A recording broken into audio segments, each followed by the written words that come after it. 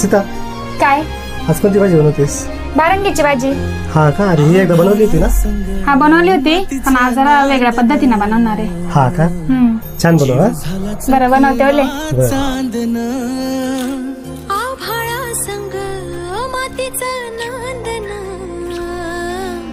जीव झाला चकवा चांदना, दिवसाच दिस त्यात तारया नभामध्ये, दिवसाच दिस त्यात तारया नभामध्ये, हो जगन हे न्यार झालं जी, जगन हे न्यार झालं जी,